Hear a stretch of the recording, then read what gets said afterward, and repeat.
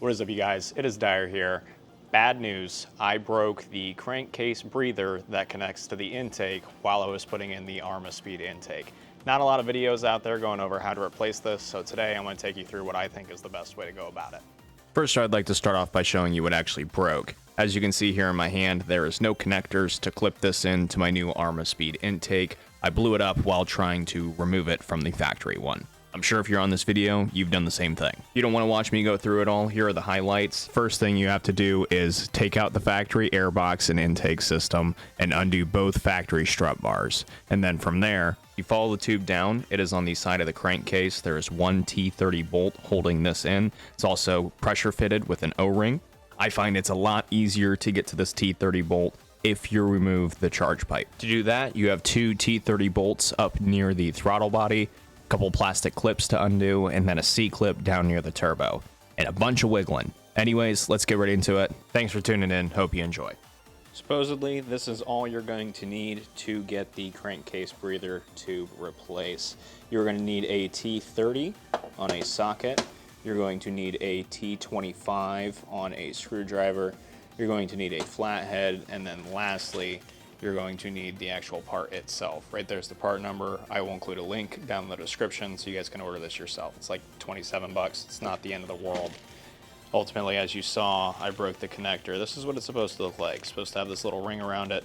Yeah, I blew that up after about an hour of fighting with it. Now, it is possible to get to that bolt down there without doing this, but I'm going to be replacing this soon anyway, as in like 2 days my charge pipe gets here. So I'm going to remove the charge pipe because I believe that's going to make things a lot easier to navigate down there. All right, so I'm going to start by grabbing that little C-clip off the bottom there on the charge pipe. This is going to be fun. I've actually already pulled this off once accidentally. If you watch the Arma-Speed intake install video, I'm sure this will be included in there, but you'll probably see that. So I'm just taking my flathead, prying it down here around the C-clip, and just jimmy jam in. Now I got it off enough to the point where I'm just going to stick my hand down there and yank it off. There she is. That's what she looks like. If you got that off, you're going to be able to pull the bottom part of your charge pipe off. Now we're going to go over there and do the other end, the T30s here. Might just want to put this on the screwdriver as well. You don't necessarily need the socket on them for this part. No! Oh, god damn it. Let's see what this bad boy does for us. Fuck yes. Fuck yes. Let's go, fellas. Okay, and then from here we take our flathead and we pry these little white things up. Yep, unclips that. We don't need to do that one. We need to use a screwdriver on that one, I believe. Yep, so I was right. You only pop the tab on that one. Should just wiggle on it. On this one here, squeeze where the white tab is. It's a pressure fitting. Once you squeeze that, it should pop right off. Oh, okay. Well, I was making that a lot harder than it needed to be. This is where you're going to need that T25 bit.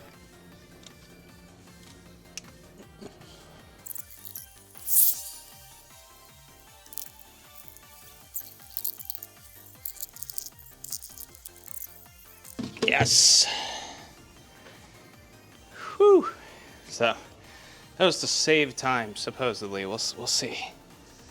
All right, now for the really fun bit. What we actually came here to do.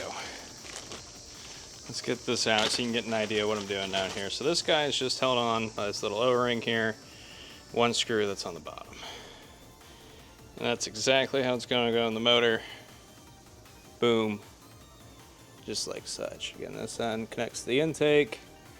This end connects to the motor. Now, all that I'm doing here is taking that T30 bit that's on my ratchet, wiggling it down in there, and taking it off. That thing's barely even torqued down. All right, so yeah, without the charge pipe there, as long as you have one of these flex head wrenches, it is so easy to get to. The dude said in his video he struggled for hours. It's barely torqued down. I just barely even twisted the wrench and it cracked. Now I'm just backing it off with my hand. There we go. There's our screw. We will have to reuse that. There's a washer on there too, so make sure that you grab that washer off of there or keep it with it. So now from here, I'm not exactly sure how much of a pain in the ass this bitch is going to be to remove. So that was too easy. Oh, wow. And there she is. You just give it a little rock back and forth. It comes right on out. So here's what it'll look like when you get that pulled out. I recommend taking a quick video, just make sure it's clean, no debris or anything like that. This one's probably gonna be a two-hander again here. Let's see. No, first, forget the screw. I'm just gonna drop that.